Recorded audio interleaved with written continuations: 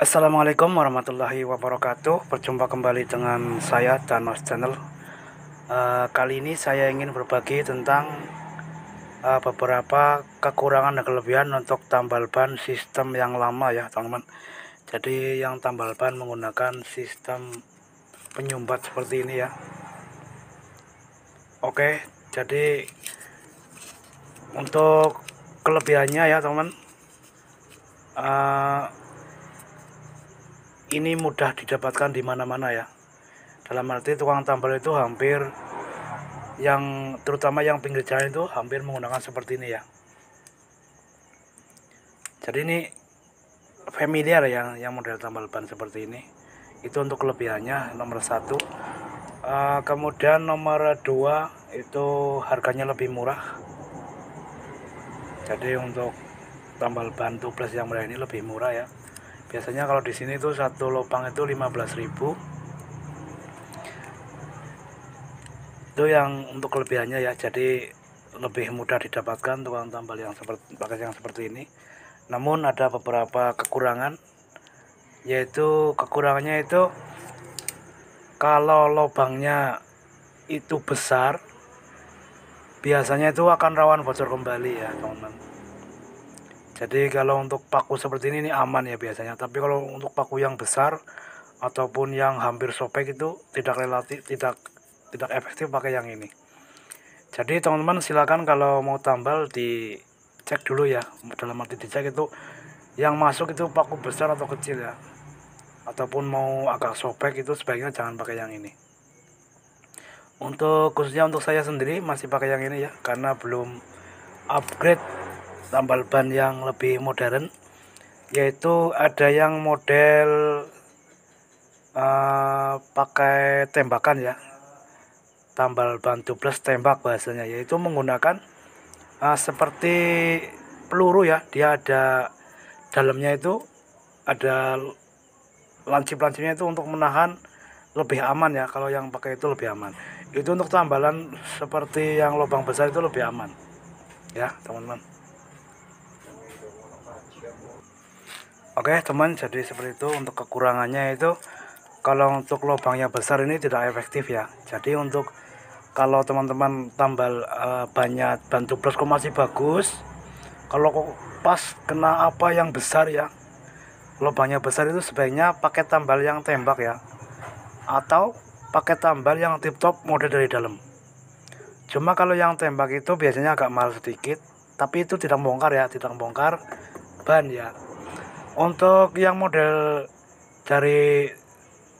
tambal ban tubeless tip top yang dari dalam itu memang bisa dijamin 99% itu aman ya. Tetapi itu tidak efektifnya, itu harus bongkar semua ya teman.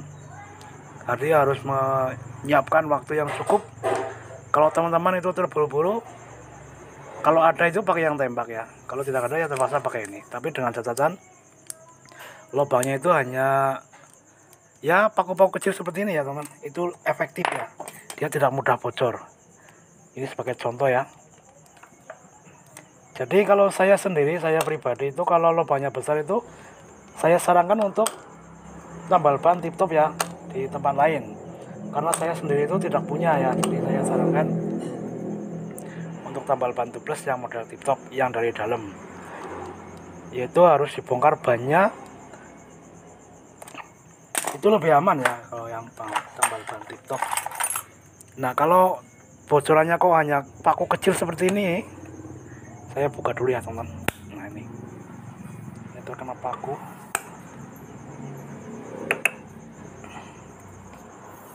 Nah ini pakunya kecil tuh masih aman ya ini. Nah bentar saya siapkan dulu ya, nanti sekalian cubles ya teman. Jadi untuk tambal ban yang jenis ini efektif pada lubang-lubang kecil ya teman-teman. Kalau yang agak besar efektifnya pakai yang model tembak. Dan kalau yang besar banget kadang-kadang sampai agak sobek, itu yang paling efektif itu pakai tip top yang tambalan dari dalam ya. Jadi kalau yang ini ya paling model lama ya teman, yang model ini paling model lama. Ini hanya efektif untuk lubang-lubang kecil. Jadi kalau teman-teman bocornya lubangnya besar, silakan Kalau agak besar ya, silakan pakai cari yang model tembak.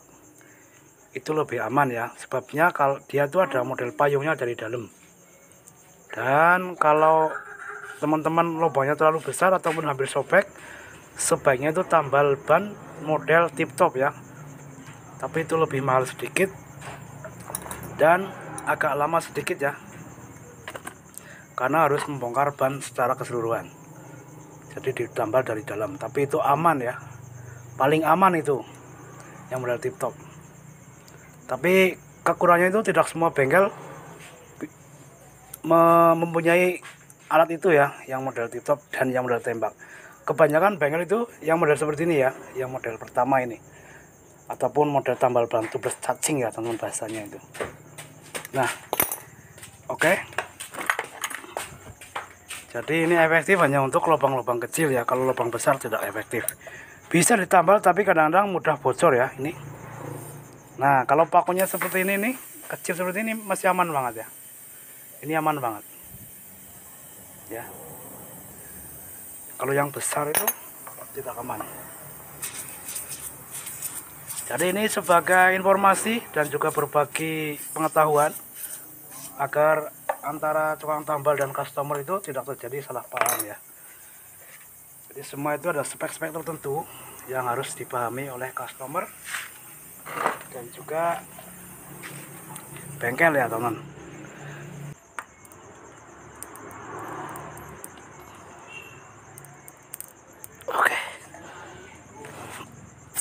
Oke, cukup seperti ini saja ya. Jadi harusnya itu kalau dimasukkan agak keras ya. Kalau terlalu lembek berarti memang dia kurang efektif. Jadi kalau terlalu lembek dimasukkan itu berarti lubangnya itu besar ya teman. Itu seharusnya pakai yang model tembak atau pakai yang model tip top tambah dari dalam.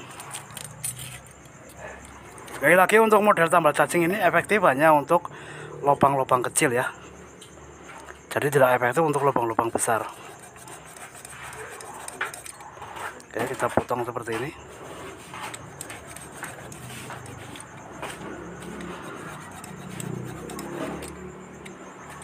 Nah, cukup seperti ini saja.